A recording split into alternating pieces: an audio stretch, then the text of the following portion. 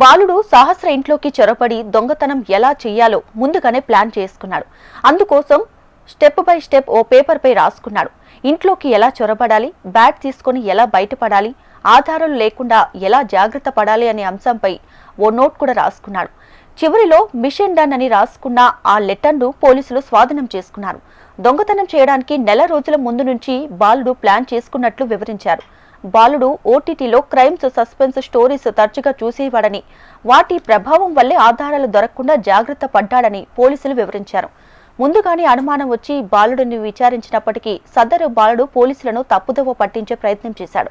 సహస్ర హత్య తర్వాత బాలుడి తల్లి కూడా అనుమానం వచ్చి బాలుడిని హత్య చేశావా అని అడిగినప్పటికీ నిందితుడు తల్లిని కూడా తప్పుదోవ పట్టించినట్లు పోలీసులు వివరించారు. రాసుకున్నాడు. ఆ సిప్ లో ఏంటంటే ఫస్ట్ ఒక గ్యాస్ ప్లస్ టేబుల్ ఎట్లా రెడీ చేసుకోవాలి, తర్వాత లాక్, ఆ గ్యాస్ ను ఉపయోగించి లాక్ ఎట్లా ఓపెన్ చేయాలి, తర్వాత మనీ ఎట్లా తీసుకోవాలి, మళ్ళీ ఆ గ్యాస్ ఆన్ చేసి ఆ లాక్ చేసి ఎట్లా బయటపడాలి అని చెప్పేసి రాసుకొని లాస్ట్ లో మిషన్ డన్ అని రాసుకున్నాడు. అంటే అది ఎప్పుడు రాసుకున్నాం అంటే కొద్దిగా ముందే, అంటే ఒక 1 month బ్యాక్ రాసుకున్నాం అని చెప్తున్నాడు. అంటే ఆయనకి ముందే ఆ థాట్స్ ఉన్నాయని మనకు అర్థమవుతా ఉంది. బ్యాట్ దొంగతనం కోసం వెళ్ళాడు.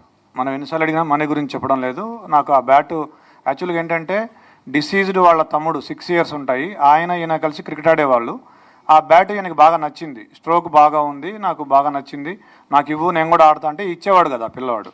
సో దాంతో నేను ఎట్లయినా దాన్ని సొంతం చేసుకోవాలనే ఆలోచనతో 2-3 daysగా ప్లాన్ చేస్తున్నాను చెప్పాడు. దానికోసం అతను చెప్పింది ఏంటంటే ఇంట్లో ఎవరు లేరు, నార్మల్గా వీళ్ళు ఏంటంటే ఇల్లు దగ్గరికి వేసి వెళ్తారట. సో అట్లానే ఇంటి బోల్ట్ దగ్గరికి పెట్టి ఉంటారు, ఆ దగ్గరికి వేసి ఉంటారని చెప్పేసి వెళ్ళాడు. సడన్గా పాప ఉంది, పాప ఉన్నా కానీ పాప అప్పుడు టీవీ చూస్తుంది.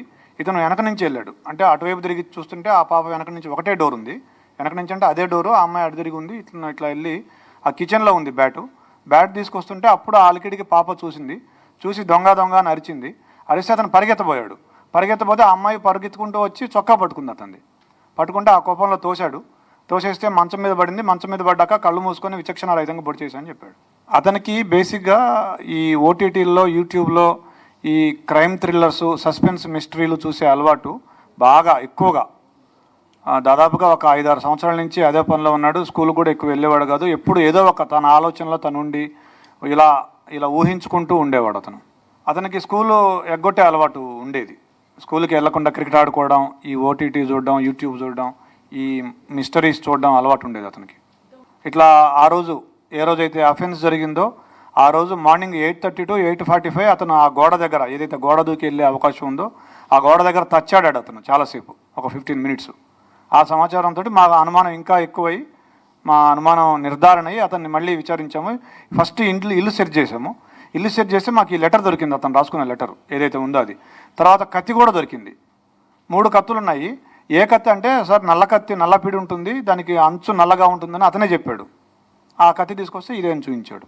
బట్టలు ఏం చేశాడంటే అతను అఫెన్స్ చేయగానే ఆ కత్తి అక్కడే కడిగేసి గోడ దూకి మళ్ళీ ఇంట్లోకి వెళ్ళేటప్పుడు వాళ్ళ నాన్న, సిస్టర్స్ ఉన్నారు, వాళ్ళు ఏమైనా చూస్తారేమో అని ఆరేసిన షర్ట్ తీసుకొని ఇట్లా అడ్డం పెట్టుకొని ఇంట్లోకి వెళ్ళి బాత్రూంలోకి వెళ్ళి స్నానం చేసి ఆ టీ-షర్టు, ప్యాంటు 2 వాషింగ్ మెషిన్లో వేసాడు. But we found some slight blood on the clothes. We have called a special investigation team, forensic team. వాళ్ళు స్పెషల్ లైటింగ్, స్పెషల్ స్పెట్స్ వాడి they are able to found it.